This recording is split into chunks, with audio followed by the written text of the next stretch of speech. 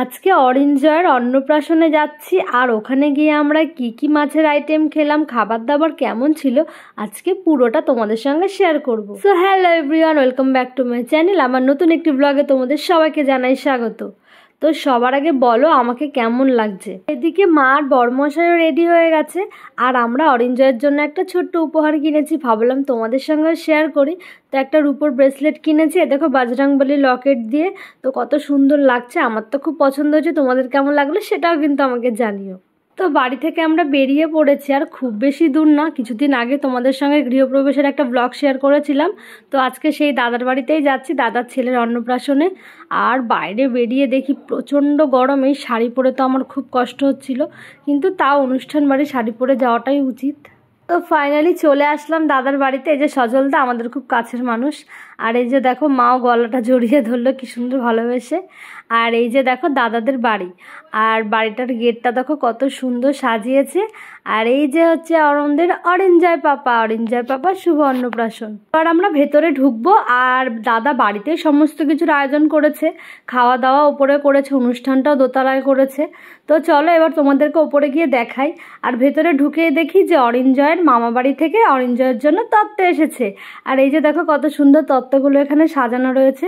তো এবার আমরা ওপরে চলে যাব। তো তার আগে নিচে থেকে আবার আমাদের আমপানা শরবত খেতে দিল।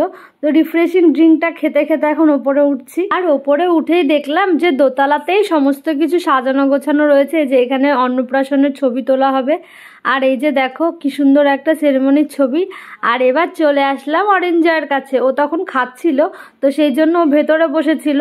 তো আমরা একটু খানিকক্ষণ ওয়েট করলাম ওর জন্য। তো তারপরে ভেতরে আসলাম, এসে এখন মা অরিঞ্জয়কে গিফটটা দিয়ে দেয়। আর অরিঞ্জয় কিন্তু ওর মায়ের কোলেই বসে আছে। আর এটা হচ্ছে আমাদের বৌদি, আর আজকের ওর শুভ অন্নপ্রাশনে। বন্ধুরা তোমরা সবাই ওকে অনেক অনেক আশীর্বাদ করো, ও যেন অনেক বড় হয়, অনেক ভালো থাকে, সুস্থ থাকে। এদিকে দেখো অন্নপ্রাশনের পুরো থালাগুলো এখানে সাজানো রয়েছে। আর অন্নপ্রাশন হয়েও গেছে, আমি একটু লেট করে ফেললাম এই ভিডিওটা নিতে। তো চলো এবার খাওয়া দাওয়ার ওখানে যাওয়া যাক, বেশি লেট না করে, কারণ বরমশাই এবার ডিউটি যাবে। তো মেনু কার্ডটা তোমাদের দেখাচ্ছি, এবার খেতে খেতে বলবো কি খেলাম। এখানে দেখো প্লেটটা তো অলরেডি পেয়েই গেছি। তো তার আগে ভাবলাম যে চারিদিকটা একটু তোমাদেরকে দেখিয়ে দিই। আর আমি এই যে মুখটা শুকিয়ে বসে আছি কেন জানো, কারণ আমার প্রচণ্ড গরম লাগছিল, মানে এতটাই গরম লাগছিল, মানে আমি মনে হচ্ছিলো আমি খাওয়া দাওয়া ছেড়ে এখন বাড়ি পালাই। তো যাই হোক কষ্টে মষ্টে বসলাম।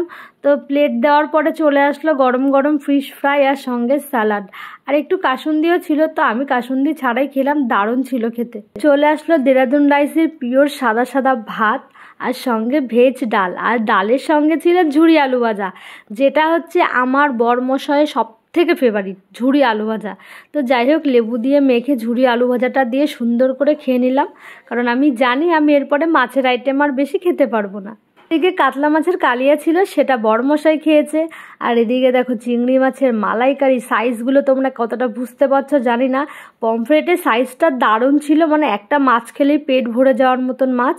তো তারপরে ছিল চাটনি, পাঁপড়, মিষ্টি, কালাকাঁদ, আর তারপরে আমাকে একটু হাত ধোয়ার জলও দিয়ে দিল। তো এবার দেখো লাস্টে মিষ্টি দই। তো মিষ্টির দইটা খেতে খেতে তোমাদেরকে একটা কথা বলি, তোমরা যারা এখনও আমার চ্যানেলটাকে ফলো করোনি গাইস, তারা তাড়াতাড়ি ফলো করে দাও, আর যারা ইউটিউব থেকে দেখছো তারা অবশ্যই সাবস্ক্রাইব করে দিও। আজকের ব্লগটা এই পর্যন্তই, আবারও দেখা হবে নেক্সট ব্লগের সঙ্গে। তো সবাই খুব ভালো থেকো, সুস্থ থেকো, টাটা।